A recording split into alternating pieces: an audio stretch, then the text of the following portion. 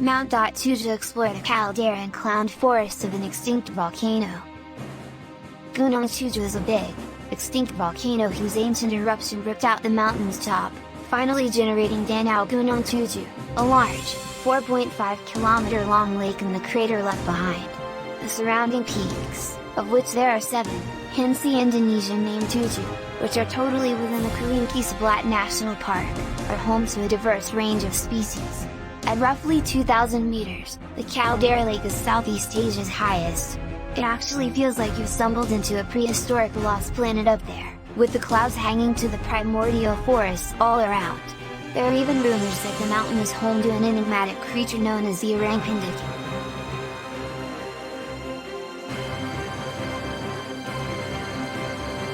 The hike up to the lake takes around 3 hours, plus or minus an hour depending on your fitness level and how much time you take to calm down and appreciate the scenery. It's a really difficult trek. There are no switchbacks in Indonesia, with tree roots forming a sort of staircase in certain areas. Once you've arrived at the lake, cross a bridge and make your way deeper into the forest to a camp spot where you will pitch your tents. It may also be possible to take a 1.5 to 2 hour canoe journey to the Pasir Putih area on the opposite side of the lake for an additional cost of 500,000 Indonesian rupiahs to a local fisherman, depending on his boat availability. Other options, if requested ahead of time, could be to take our trail camera to set up along its trail, and after dark, take a night walk or canoe ride out on the lake using flashlights to try to spot wildlife.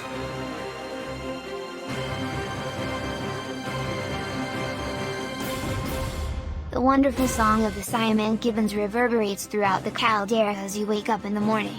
From near camp, you have a variety of alternatives for exploration. If you plan ahead of time, you could take the canoe along the shoreline in search of birds and wildlife.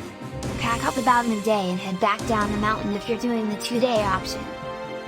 You could cross to the south side of the volcano and locate game trails to follow if you're taking the 3-day option and have a lot more time.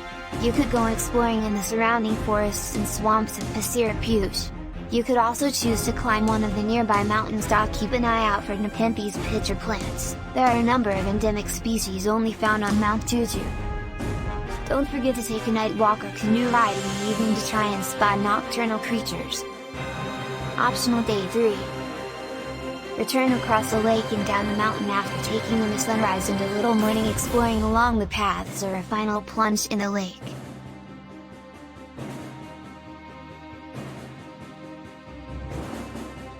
Moderately difficult. Climbing one of the peaks surrounding the lake will greatly increase the difficulty. Hiking, camping, canoeing, swimming, bird watching, and wildlife spotting are some of the activities available. 1,500 meters to 2,100 meters in altitude. Jungle, mountains, and a lake.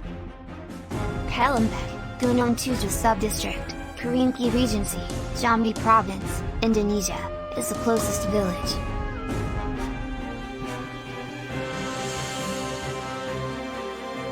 A good pair of hiking shoes, ideally waterproof, is required.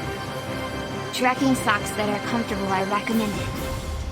Long slacks and a long sleeve shirt are required. Ideally, it should be made of a quick-drying material.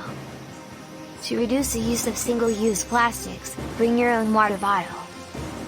A headlamp is essential, especially if you plan on going on any night treks.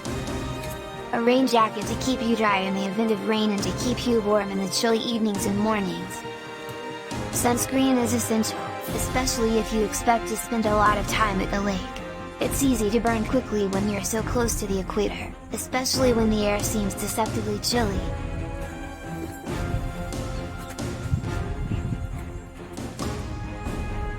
If you're carrying too much or trying to go too fast, the climb up can be difficult.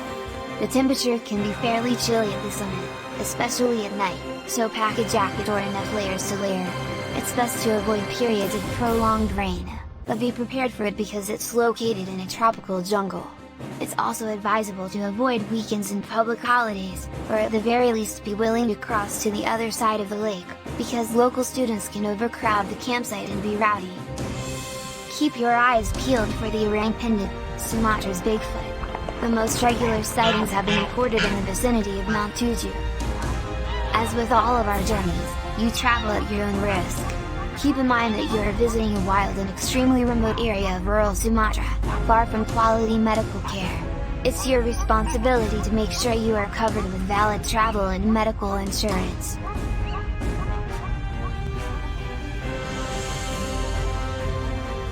From the city of Jambi, there are currently daily flights to Kerinci. You can learn more about them by clicking here. The settlement of Pelambek, which has 2 guest rooms, is the closest to the Mount Tujuh trailhead, making it the best spot to stay if you're only interested in climbing the mountain.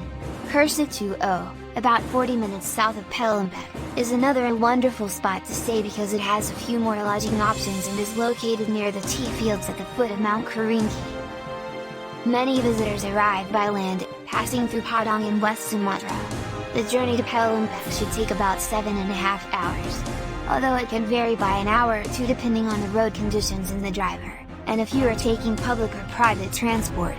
Padang has direct flights to / from the hubs of Kuala Lumpur, Jakarta, Medan, and Batam. If you are in Bukit Tinggi, it's possible to drive directly to Kerinci, roughly a 9-hour drive. The city of Jambi is also a possible launching point, although since Mount Tujuh is in the northern part of Kerinci, the drive from Jambi would take roughly 10 or 11 hours. The road from Jambi is less winding than the road from Padang, so a bit more comfortable. As mentioned, Wings Air has daily flights to Kerinci. Suzy Air also has thrice weekly flights directly to the town of Sungai Penuh in central Kerinci, although the flights aren't as reliable as the Wings Air flights, and are difficult to book. You can read more about transport to / from Kerinci, and what travel looks like within the valley here. When booking with us, we'll be happy to assist you with all accommodation and transport arrangements. Come see for yourself what Kerinci has to offer. To plan your own vacation, learn about the region, check our itineraries page, or look at additional areas of interest in the Kerinci area. When you're ready to start planning, don't forget to look over our travel advice.